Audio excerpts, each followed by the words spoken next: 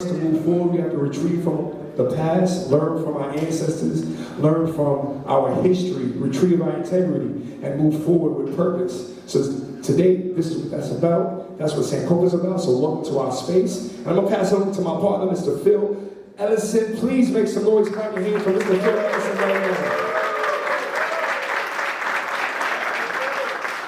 So, first of all, how are we feeling, brothers? How are we feeling? I first want to thank you all because, men, you all have responsibilities in your businesses, with your families, with your communities and your organizations. It's an important time in our city, it's an important time in our country. And so what we have here, other than our next mayor, who's will start the show in terms of having a real critical conversation, is what we have is each other. We're not relying on the mayor's office for all of the answers.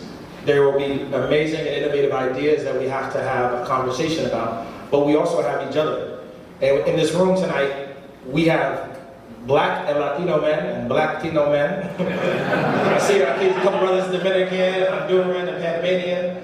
But we have men who are in finance and investing. We have men who are in so many sectors, and I'll take a second to kind of point that out before we really fully get going, because the second part after our next mayor moves on this evening is the conversation we're going to have with each other, the building we're going to have with each other. So I just wanted to emphasize that. Before I do that, I want to bring up Councilmember Riley. Councilmember Zohran, and before I want to pass it to him, and I'll say a few words about Councilmember Riley. All right, let's give it up for Phil Ellison, everyone. Let's also give it up for DJ Spynfo, everyone. Thank you so much for all the lives in this space. But most importantly, let's give it up for Zohran Mamdani, everyone. Our future mayor of New York City. So I was standing back there and I was just looking at the room, and I'm really elated at the time that we're in right now because we all came together for an important reason. Usually when we look at elections, usually when we look at civic engagement, they say that the Black and Latino men within our community aren't participating in what's really going on. And today you have a room full of these men that understand that we are in important times, this is an important election, and they want to make sure that their voices and concerns are heard from our future mayor. So, a lot of you may have seen on the news, and many of you came to me and was like, Kevin, you tired, you upset? And I'm not, actually I'm angry right now. There was a mass shooting in my district that happened this weekend. And it happened in the park, and it took the lives of 2 individuals, including 1 young person. And throughout the duration of the day, I've been talking to people in my community, and the first question that we get as elected officials is, what are you doing about the situation? What have you done about the situation? So then I get out a long list of what we're actually doing.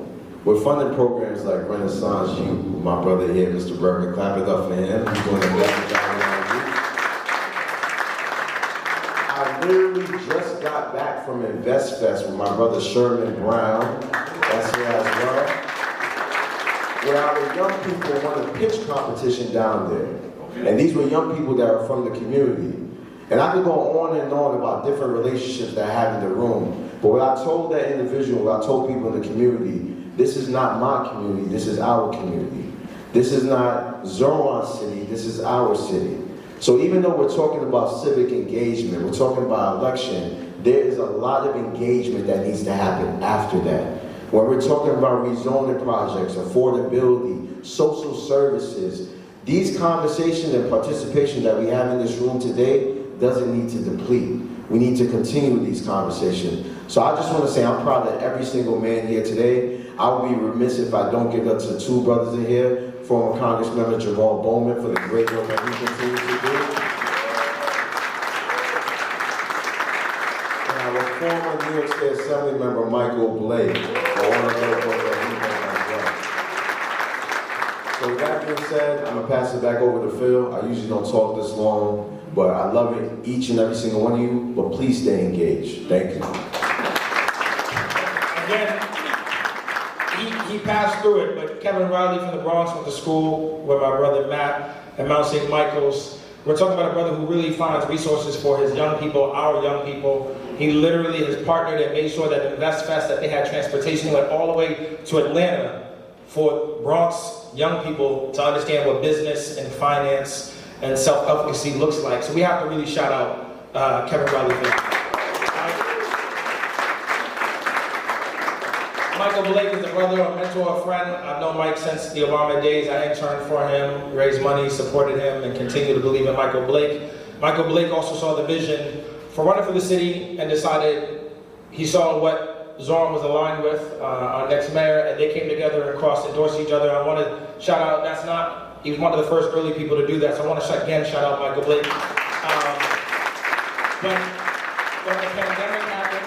when the pandemic happened, Michael Blake was the one touching his national resources and his network to feed the Bronx with World Kitchen. And people forget that, and we can't forget the type of leaders that are able to bridge our networks to really support those. So I just wanted to again shout you out. Quick thanks to Remy Salas and Perez, Tim Gamery, and some folks who invited other people to be in the room. So with that, let's get into this conversation. And again, I thank you all for being here tonight. This is about Black and Latino men coming together in a place that Sankofa House means to go back, not forget where you come from. And so we can't forget what the Bronx or Harlem. This is both Harlem and the Bronx. This is about Uptown. It's about Black and Latino men being a part of the solution. So that's what tonight is about.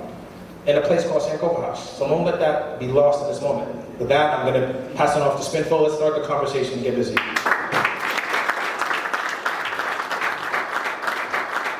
Once again, thank you, gentlemen, for being here. As we all know, if the traumas of the past aren't transformed, they'll just continue to be transmitted. And my question to the future mayor of New York City is, what ideas or what will you have in place to deal with the ongoing mental health crisis? I think we're all feeling it. Many of us are well beyond our 30s, into our 40s, and we've seen various stages of New York City. And right now we're going through a trying time, and I think there's a lot of solutions, and we kind of want to hear from yourself. How do you plan on addressing these situations? First of all, I just want to say thank you. Thank you to our incredible hosts for bringing us together.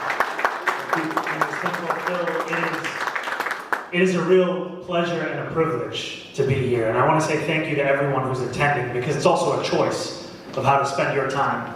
And for you to take the time to be here, it means a lot to me. And I want to echo the thanks that have also been made to others in the crowd, former Congressman Jamal Bowman, who clearly didn't teach me how to bench press. Whatever, we'll leave that for the future.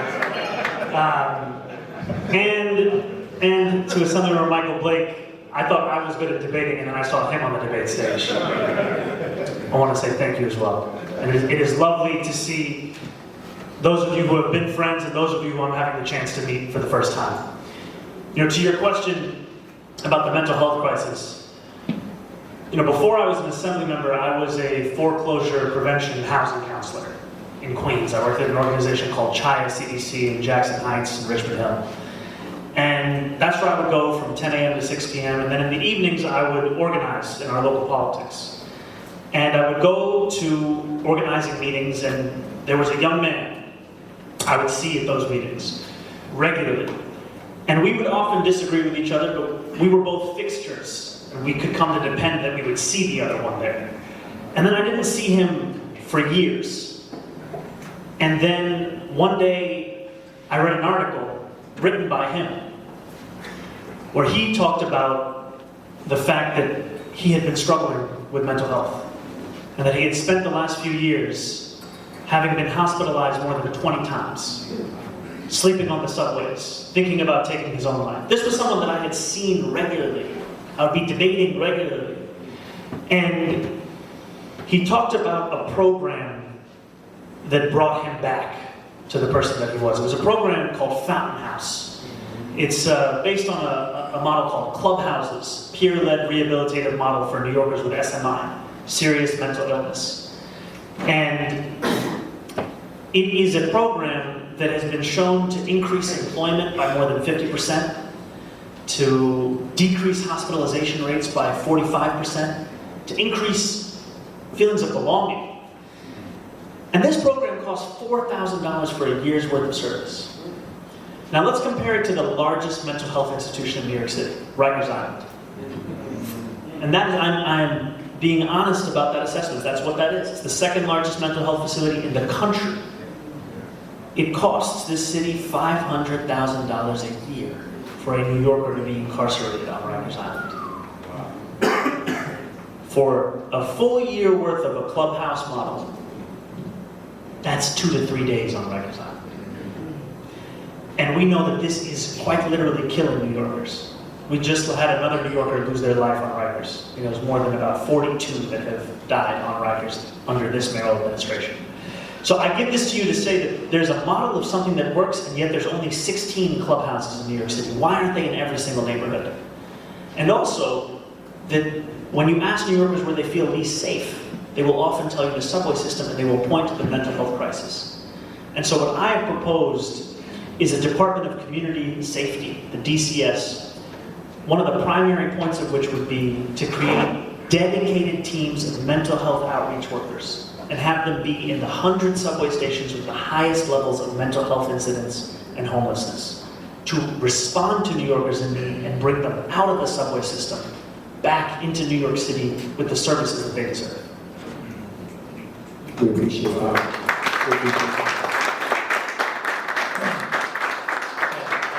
I look at Kyle, just to keep us obviously on track. I also want to shout out Kyle from Zohran Mamdani's campaign, an amazing leader, political consultant in the campaign. So, we've got a great team. We've got talent matters. So I want to bring it back for a second to, there's a lot that's been made around the base, the political base that you come out of, particularly the Democratic Socialists of America, DSA. You know, there's a lot of progressive movement where Congressman Bowman was part of the quote-unquote squad, the progressive leaders. And so there's been a progressive movement, and there's also been a movement of DSA to entering the government. And so I bring it back to the context that I want to mention as someone who studied Africana studies at Randall, is that in this country, we know that black men, descendants of Africans, have built this country and didn't participate in the wealth creation. We know that when we were promised to have acres and a mule that was taken away. We know that when they created Freedmen's Bank, you know, ex-slaves put their money in a Freedmen's Bank, and then that was lost, you know, by white men who didn't have the interests of the Africans in this country. We know redlining, you know, every time that we built something like Black Wall Street or Reconstruction, anytime we built economic wealth and trying to build wealth for our families, some type of economic stability and growth, it's been taken away. And so many of us, including with some of the immigrant Latino brothers, we've been wanting to have equity in a business, have ownership in a business, serve our community, build for our families. And so I think there's been some wonder, what does it mean for this dynamic city of all these different types of businesses to have someone who is a democratic socialist? What does that mean? Are you a social democrat from Europe? So I really just want to give you a moment to kind of share with us what your idea, what does that mean when you think about governing, and what does that mean for you to be part of the DSA? Thank you for that question. You know, I would be the second mayor to have been a member of DSA, the first being David Dinkins. And what drew me to DSA, what drew me to democratic socialism, is the belief that every person should have what they need to live a dignified life. Dignity is what I would define as what is necessary.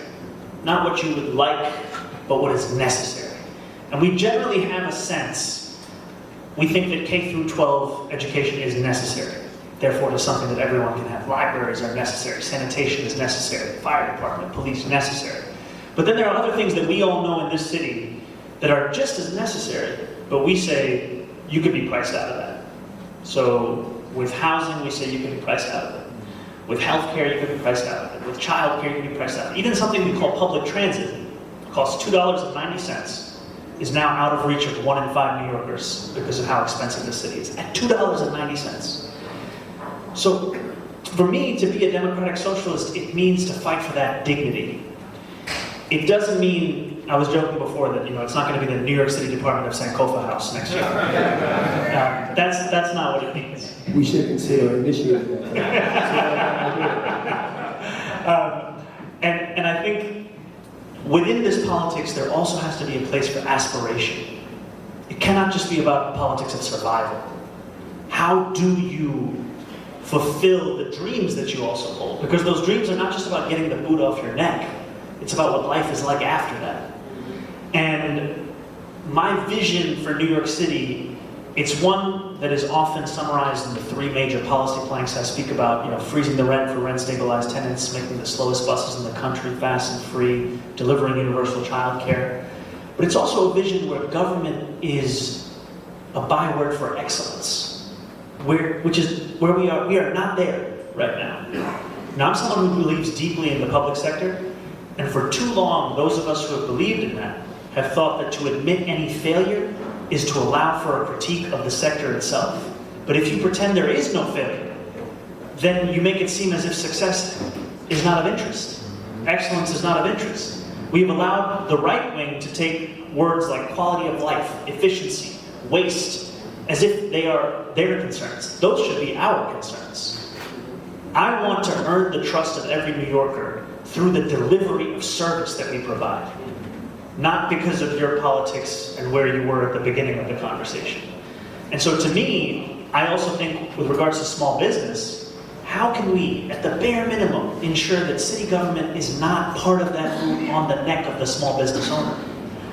Now, I believe in regulation. What I don't believe in is regulation for regulation's sake. If I cannot give you a justification for why we have this, then could it really survive? I was recently touring a number of barbershops in Harlem with a number of my colleagues from the state assembly. And it shocked me that to open up a barbershop in New York City, you have to fill out 24 forms, go to 7 agencies, and attend 12 in-person activities. How is that facilitating entrepreneurship? And me saying that is not abandoning my progressive ideals. It's just asking a question of a system that exists. In the same way that, if you're talking about building housing, the difference between saying single staircase versus dual stairwell, these are decisions that have massive implications for the cost of housing construction. And we will say, oh, we chose this one because of safety. And then you look at other municipalities that chose the other one, and they have the same, if not better, safety records. So shouldn't that make you second guess what you've done? That's at the heart, is that I want to take what we saw in Pennsylvania, where they made an 8-week corporate filing process into a couple days, and have that be the byword for New York City. Because I remember when I went to go get my COVID vaccine, I was in and out in 15 minutes. And I remember thinking, why can't this be what the rest of government is like? That's where I want to get us to. Excellent. Right. I appreciate that nuance. You can have strong social policy and the ambitions of owning business, owning for your family, creating value, commerce. They can sit together and they play a role together, and you want to make that more excellent, more efficient, and more effective. And hopefully we have some co-governance between government and the folks who are reaching for that kind of individual excellence in business. So I thank you for that. I also want to start now. What we're going to do is open it up for a few questions. I might ask one more before we close out. Staying on the thread of small business and business, I want to pass the mic to Tim Gamery, and then we'll open it up a little bit more. Tim Gamery.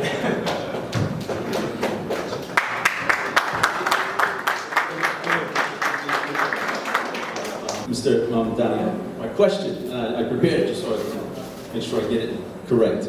Research shows that thriving entrepreneurial ecosystems aren't built through more siloed programs, but by connecting systems across 6 domains: policy, finance, culture, human capital, markets, and support. The Community Enterprise Accelerator here in the Bronx is piloting this approach, aligning schools, funders, advisors, and entrepreneurs to create an interconnected ecosystem. As mayor, how would you act as an ecosystem architect, working with community-driven efforts like CEA and many others to connect these domains, rather than just layering on more programs? Thank you. Thank you for your work, first of all. And thank you for your question. City government has an immense amount of power in a number of ways. One is the leverage of having a budget of about $115 billion. The other is also as a convener and as a connector. And when you talk about the different buckets, as you were saying each one, I was thinking of what could city government offer to each of these. The answer is often simplified and you say funding. capital, discretionary. But to me, what I also think of is when a constituent of mine, because I represent Astoria in Long Island City, we will often have constituents call and they don't know who to call. So they're calling us with a question. The worst thing you can ever tell them is, that's not a state issue. You gotta call this person, you gotta call that person. Because that loses their trust about engaging. And so I bring that up to say that one of the first things that city government can do is to have a clear point of contact to the work that you do. I've been thinking long and hard about the structural decisions we have to take to deliver excellence within City Hall. The difference in having 10 deputy mayors versus 5 deputy mayors. What it means in terms of jurisdiction, silos, jockeying, all of these different questions. And even to the extent of, Michael Bloomberg changed the floor plan of the workspace at City Hall, creating kind of more of something akin to a corporate open floor. And part of the motivation in that was what would facilitate decision-making faster. I bring all of this up to say that the first thing we need to have is an internal structure such that we know and you know who owns this issue, who is responsible for this issue. Because there will be times that that person answers the question of where can you apply for funding, but there will also be times where your number one issue might be permits. It may be something else. And I mean, for small businesses, we've talked about having a mom and pop czar, someone who can help them move through a Byzantine process. We've talked about an existing team called BEST teams, Business Express Service Teams. Currently only serve 3% of small businesses. We want that number to skyrocket. But to your point, you're also talking about entrepreneurship, about the cultivation of an entire new set of New Yorkers to think of themselves as people who could create their own businesses and beyond. And to me, I think the first question is, how do we ensure that city government has a structure that reflects that? Thank you. One question over there before I pass it over to this gentleman over behind you, the bald-headed gentleman. Raise your hand. No, yeah. Bald-headed gentleman, how did you do? How did you do? Introduce yourself, bald-headed gentleman, because there's a couple bald-headed gentlemen in the room. Excuse me, my name is Chico Gibbons. Congratulations, by the way, and hopefully things work out. That's what we're here for. We need a voice. I come from a family of owners that owned a few rent-regulated apartments. And I've also, as an attorney, I represented a few. One of the issues I have is that we're small. We have an issue where regulations aren't helping us. As our costs increase, as everything increases, our rents are staying the same. And so we have an issue. We feel like we're being squeezed out. And I feel it, you know what I mean? And again, I know that your issues are with big landlords and then really brutalizing tenants. We understand that. But not every landlord is that way. And small people are eating out their buildings trying to do right, that's the most part. What can you do, or what would be your thoughts concerning the small people? Because, that's what we're dealing with, and we're taking the beat. Yes, I appreciate the question. Because it's an opportunity also to speak to the fact that things are never as simple as politics makes them to be, and the way in which politics is covered makes them to be. So my motivation in freezing the rent for 2 million rent-stabilized tenants, it is out of providing relief to tenants as opposed to punishing landlords. It's an important distinction because if you're operating from providing relief, then that doesn't preclude you from assisting those same landlords in making the math work. So when I speak to landlords, especially of affordable housing, I hear, similar to what you're saying, the cost of insuring affordable housing has doubled in recent years. Part of this is because of the same bad corporate landlords we've spoken about, whose actions have created a pool of risk that makes it more difficult to insure any of your properties. I've been interested to see that a number of affordable housing landlords have created their own insurance collective called Milford Street Captive, which has apparently been successful in decreasing some of that cost. And when I was saying earlier, one of the powers of city government is the leverage of that budget. What could we do if the city invested in something like that? to give even more resources to ensure, yes, I'm freezing the rent increase, but I'm also taking action on your insurance. The other big thing for me is the city controls the water bill. This administration raised it to the highest it's been in 13 years. I'm someone, as you all have read, look, I have my views about taxation, corporate tax, personal income tax, but I don't think a water bill is the progressive means of taxation. How does that make sense? As a revenue means. And the last thing is property taxes. We know we have an inequitable property tax system. We know that because the city has lost in court trying to defend that system. The previous mayor had an administration, he put together a commission, they delivered their findings on the last day of the admin. The current mayor said he'd take action in 100 days, he's instead tried to defend it in court and lost. I am going to go to Albany with a vision of changing the property tax system. It's not going to be easy, there are going to be winners, there are going to be losers, but it has to be fair. We have to have homeowners look at that property tax and say, this makes sense to me. Because right now I've met homeowners in St. Albans who tell me they cannot understand their bill, and I've met a homeowner in Park Slope who tells me, I know I could actually pay more. How does that make sense? Thank you.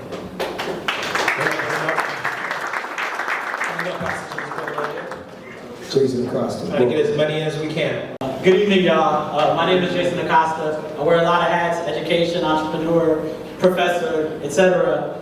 Just want to say thank you for having us. Oh, I got to make one quick plug. I'm also the co-founder of the Bronx Summit, which is happening Saturday, September 27th. And Mamdani, Kyle, we should talk. But really, that work is really around bridging the gap between marginalized communities and the creative economy. If you want to learn more, please hit myself or Kevin, let us know, we'll stick around. My question is really around education. I've been working in education for a decade now. Some of my colleagues are in the room who've done some amazing work. And one of the things we know about education, specifically New York City public schools, is that it's one of the most diverse spaces, but also the most segregated school system in the country. Can you talk a little bit about your vision for New York City public schools? Absolutely. You know, as you said, we have the most segregated school system in the United States of America.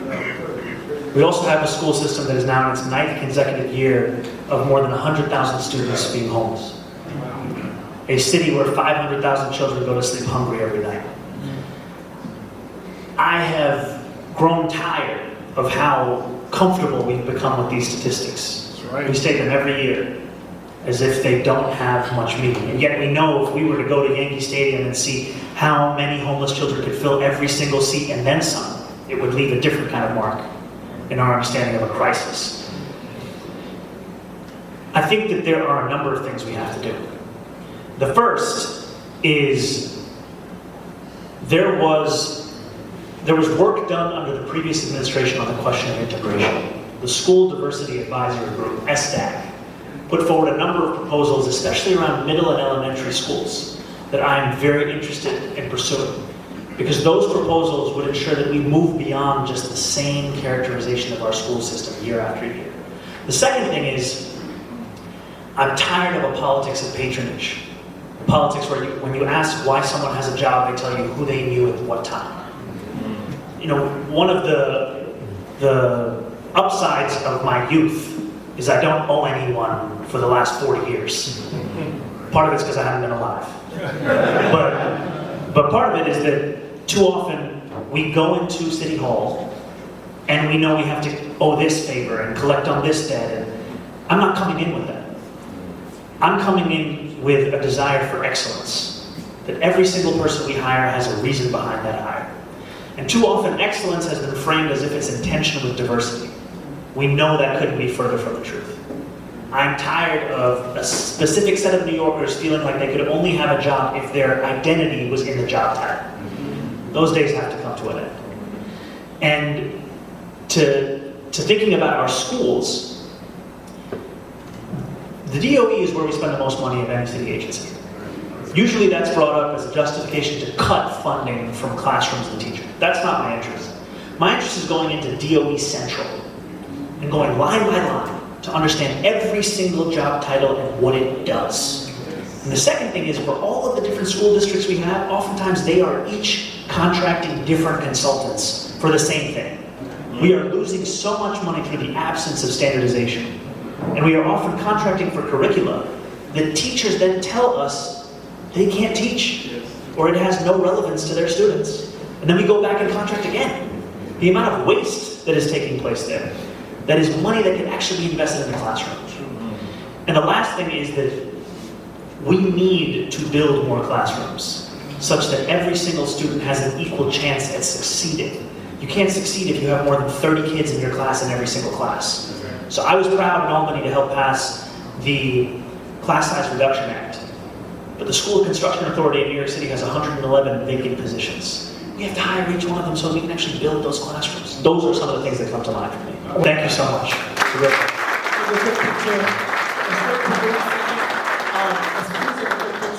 With candidate Mamdani, next mayor.